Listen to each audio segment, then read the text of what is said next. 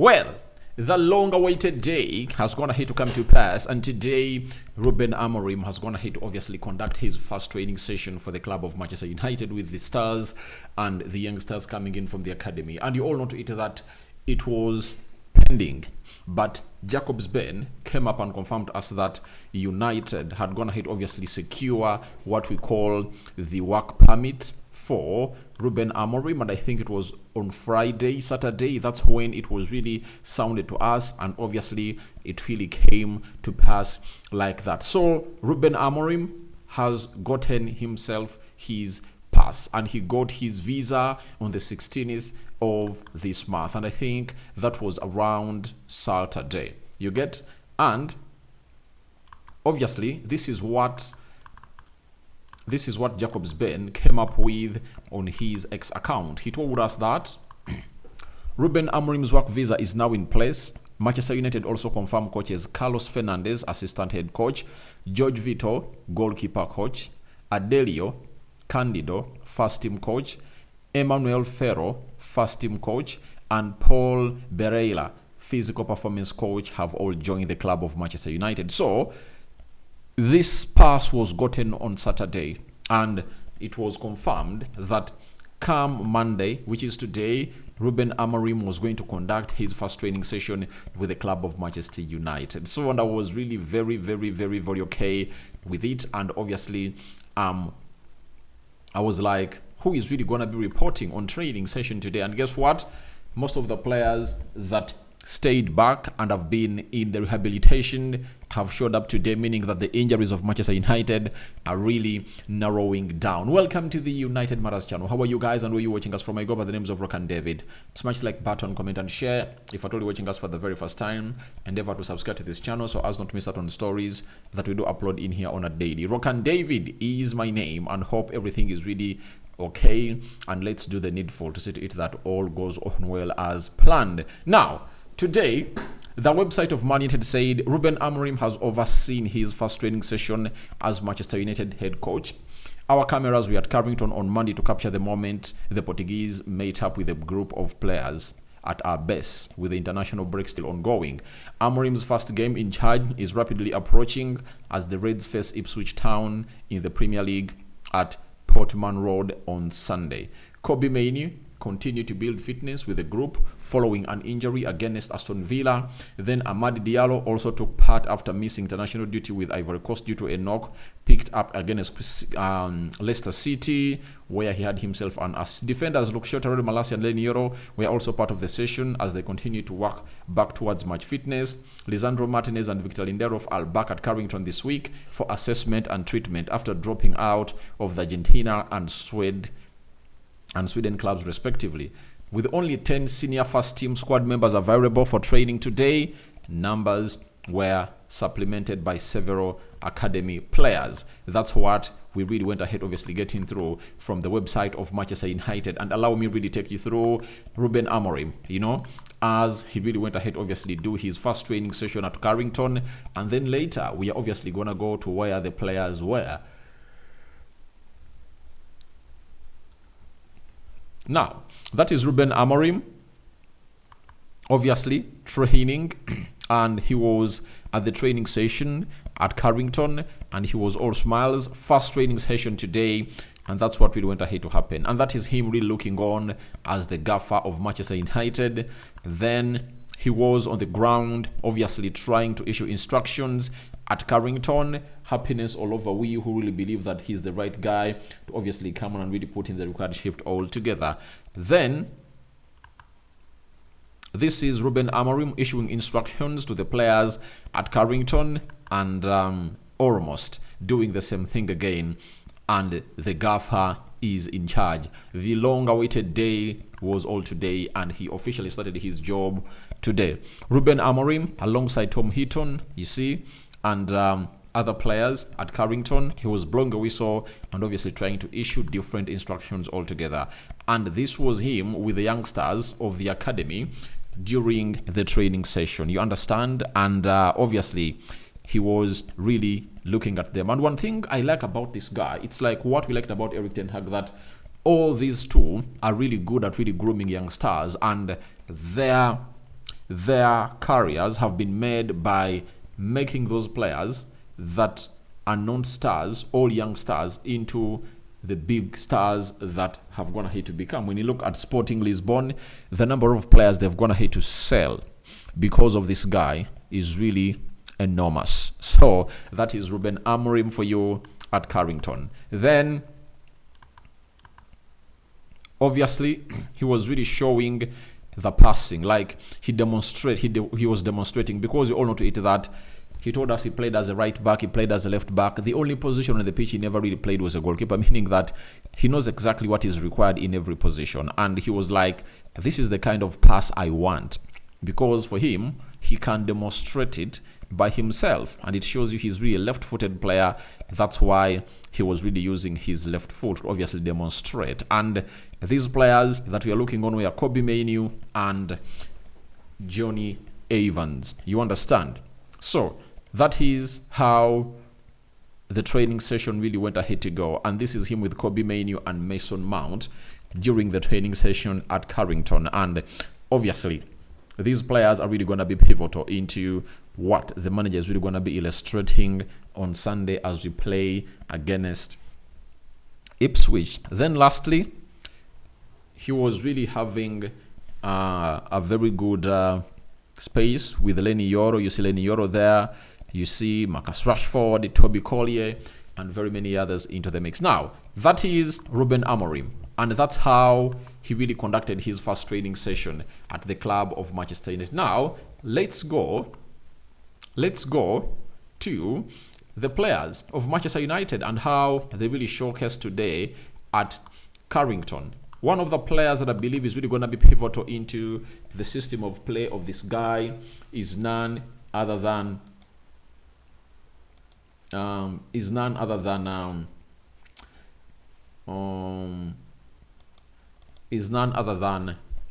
Diallo.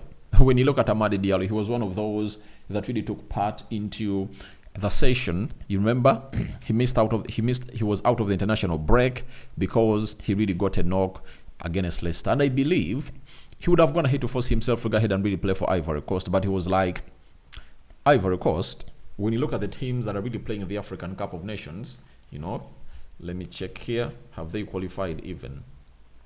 Because they are the defending champions, right? Ivory Coast, AFCON.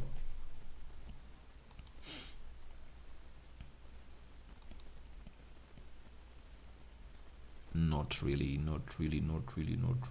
So, Ivory Coast, by the way, when you look at, they're in Group A, and their group is really alarming because Group A has Equatorial Guinea there, and let me check something here because I want to know, had they qualified or not? Not really. Let me check for Ivory Coast fixtures because there is something I'm really looking for to obviously bring out for you, right? It has just crossed my head when I was doing my notes to come into this scenario, and it was not even onto my head. Now, Ivory Coast has already qualified, but before they went ahead to obviously play the game they played, they had 6 points, and obviously they would have gone ahead. Obviously, they haven't gone ahead to qualify, meaning that they needed a player like Ahmed Diallo alongside them. But Ivory Coast is through because they went ahead to beat. They lost to Zambia by 1-0, and Zambia is now on top, and no one can come close to them because the team that is next to them, that is Sierra Leone, even if it wins and Ivory Coast loses to Chad, Ivory Coast will remain at 9 points, meaning that they've already gone ahead to qualify for the African Cup of Nations, meaning that maybe Ahmad never found it very okay to see to it that all goes on well as planned. So, as it stands, Ahmad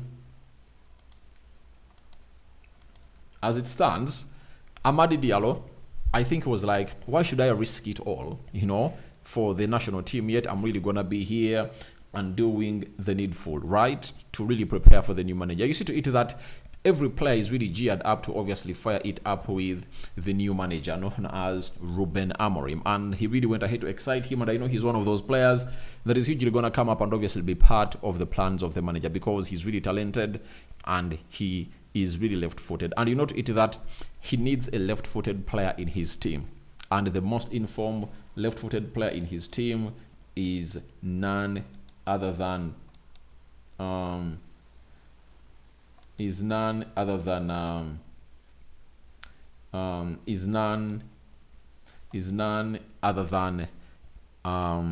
Diallo. Then we are seeing Leny Yoro into the mix, obviously coming up to put in a required shift altogether. You understand that is really one of the moments that we've gone ahead to obviously share with you. Leny Yoro hasn't gone ahead to play in any Premier League game, but we all know to it that over the weekend he's really going to be pivotal in everything that United is really going to be doing. That back three with Lisandro Martinez doubtful, Lindelof injured, Harry Maguire out. You understand that if the manager is to go for back three, then it's Matthias De Ligt, Leny Yoro, and maybe Luke Shaw that can come up and obviously represent all Johnny Evans into the mix. So that is Leny Yoro for you training or taking part into the United training. This is Kobe Mainoo and Tyrell Malacia obviously trying to impress the manager Ruben Amorim on his first day at work at Carrington.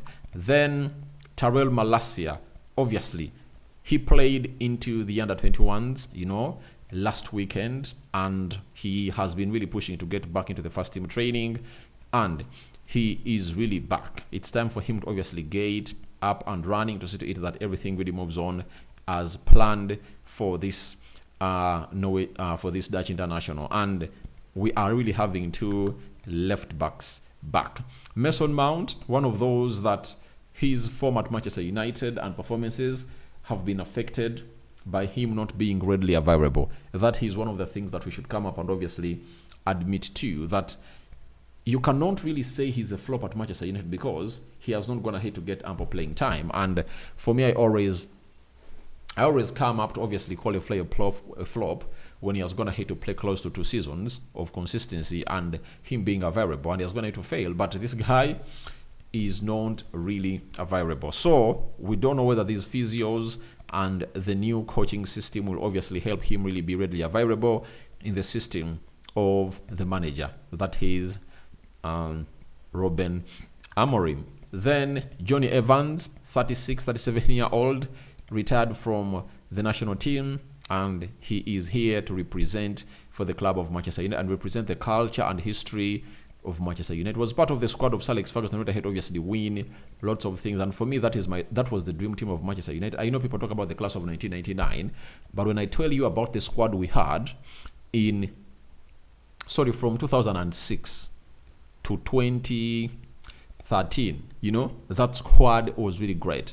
That squad that had Edwin van der Sar, the squad that had Gary Neville, the squad that had Patrice Evra, Nemanja Vidic, Rio Ferdinand, there was Wes Brown, there was Johnny Evans, there was Michael Carrick, Owen Hargreaves, Paul Scholes, Ryan Giggs, Darren Fletcher, Park Jin-sung, Cristiano Ronaldo, Nani, Louis Saha, Dimitar Berbatov, Wayne Rooney, Carlos Tevez, Louis Saha, that squad was really deadly.